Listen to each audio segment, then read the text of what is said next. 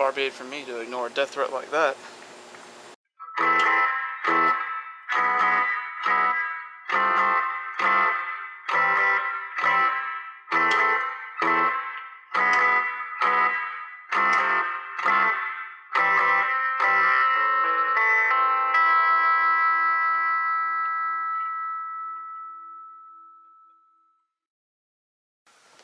Hello and welcome to another episode of Judge of Character. As always, I'm your host, Steve, and tonight we're going to be looking at Xena, Warrior Princess. Why? Because I don't want to die. Yeah. Although, to be perfectly honest, whoever sent that letter, I was already going to do Xena, so yeah, you just wasted your time on that, buddy. But anyway, I'm afraid I have a confession to make to all of you. In the last episode, I made a big deal about how I didn't know any strong female characters. That was actually a slight exaggeration. You see, I actually know many strong female characters, as there are in fact numerous examples throughout all of fiction. But what I said about my list was true. There aren't many strong women on it.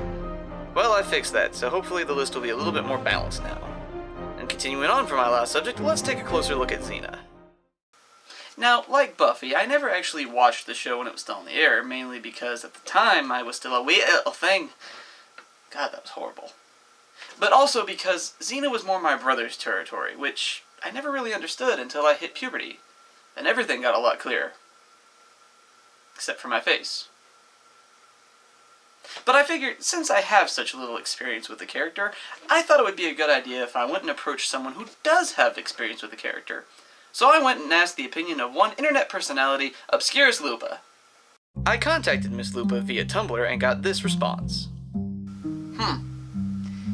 Not exactly a detailed explanation. Whatever, Lupa's a well-respected internet personality with a lot of fans, so certainly she must know what she's talking about, right? Right? Well, there's only one way for me to really find out. I'm gonna go watch the first few episodes of Xena, and then, once I've got my bearings there, we'll come back and we'll continue this episode proper. Now, you'll excuse me for a minute.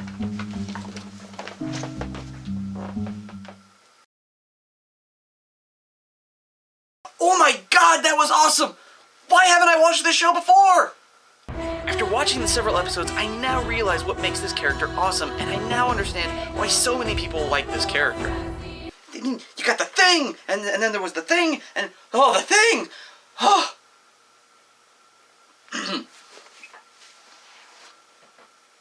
So what makes Xena a memorable character?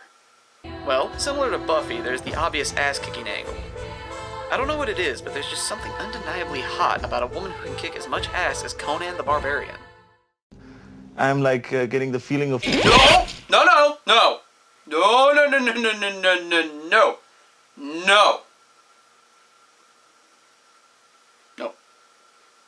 However, unlike Buffy, whose badassery was hidden beneath a layer of Valley Girl fluffiness, Xena's badassery is right out in the open.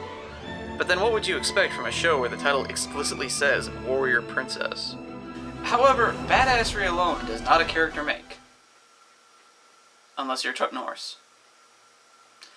And I would like to take this moment to remind everyone that I mean absolutely no disrespect to Mr. Norris whatsoever.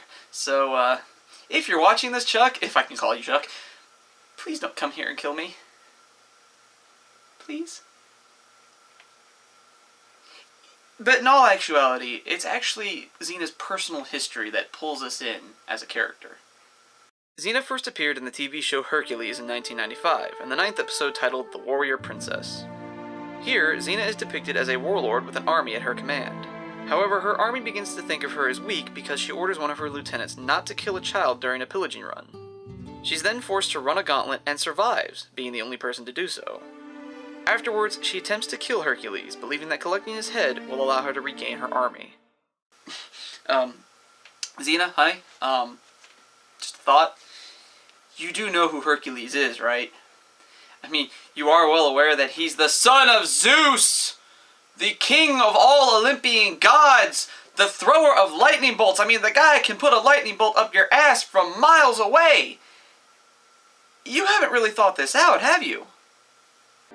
Actually, if she can pull it off, yeah, that would be pretty damn badass. But after a very close battle in which she almost succeeds, Hercules manages to defeat her. But instead of killing her, Hercules allows her to live. Touched by this act, Xena decides to try and make amends for her own past. But not before her and Herc get it on. Needless to say, Xena became a very popular character in a very short period of time, leading to her having her own show later that year, following her on her path to redemption. And this is the first major point in favor for the character. Xena is a former villain turned 90s anti-hero who's trying to atone for her past. This brings us into her as a character because we're now starting to root for her. We're cheering for her to achieve her goals. Xena's past is one of betrayal and heartbreak. The first major event is where her brother is killed by an attack from the warlord Cortez. From there, she begins a path of revenge that includes time as a pirate ship captain. Huh. Didn't know they had pirates at that point in time. Learning something new every day. Xena later meets a young man by the name of Julius Caesar and begins a very heated romance with him. Caesar then betrays Xena, having her badly beaten and then left on a beach to die. She's saved by a young girl named Lana? What? Oh, Melila! Oh, okay, alright. What kind of a name is Melila? What kind of a name is Xena? Melila tends to Xena's injuries and the two become close friends. However, when soldiers attempt to kill Xena, Melila sacrifices her life to save her. The loss of this friend is the final push into darkness for Xena, and she ruthlessly slaughters the men. From there, Xena acquires an army of her own and begins her time as a warlord, right up until that pivotal moment where she meets Hercules and then vows to change her ways. But that's not all Xena has to offer us. As with all characters, Xena has a personality all her own. Because of her objective, seeking atonement, Xena is very willing to help with the plight of others, even if they don't really want it. It's kinda hard to help people when they only know you as the destroyer of nations. But nevertheless, Xena often ends up helping out others, all in an attempt to wipe her past clean. In addition, the woman has got a will of steel. Her grim determination to do whatever is necessary is simply unbelievable. It's to the point that when she decides she's going to do something, you can bet your ass she's gonna do it. However, she has flaws like anyone else, mainly her willingness to sacrifice herself to save others. We'll talk about that more later, as it is a very important point that comes up. Now, I've only briefly covered Xena's badassery, but that's primarily because there's not much more I can say. So I'll just let these clips say it for me.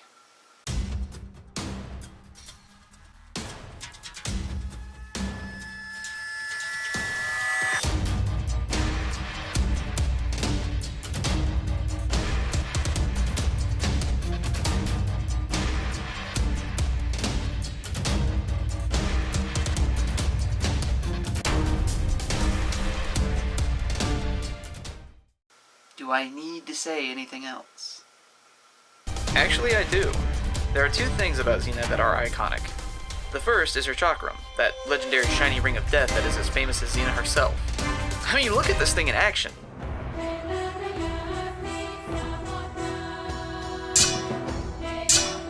What out?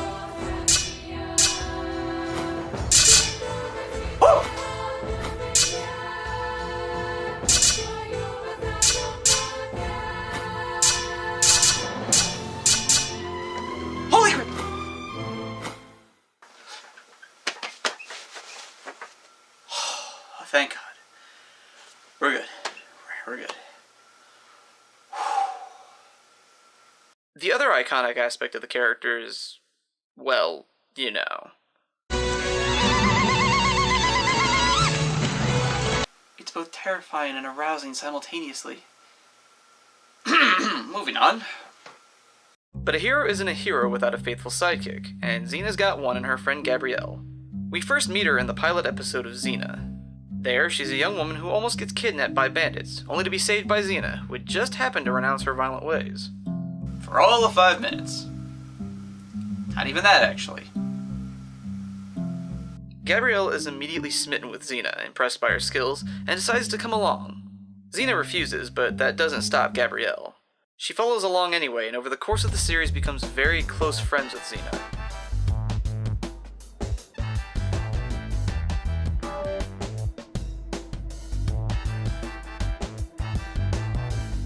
very close friends.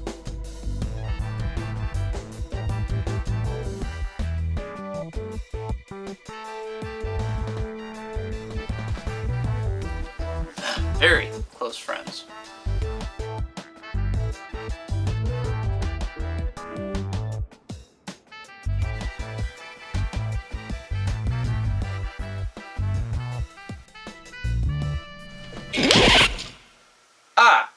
Yeah, yeah, I guess I better talk about that. Xena is also memorable for another reason, one that tends to make men giggle like horny little schoolboys. The lesbian subtext. The show was pretty damn ambiguous about it, but by the gods did it tease us. It seemed like every other woman we saw had a thing for Xena, or she had a thing for them. But easily the most visible aspect of this was between Xena and Gabrielle themselves. Later in the series, the two pretty much acted like an official couple, with plenty of flirting going around, as well as scenes that made most men slobber all over themselves with lust. I know it's kinda inappropriate, but I gotta do it anyway. Bow chicka bow wow! I'm sorry, it was low-hanging fruit. I swear to God I will never do it again. Promise. The writers never really came out, no pun intended, and said anything, but it was pretty hard to think otherwise when you had, okay, that proves it.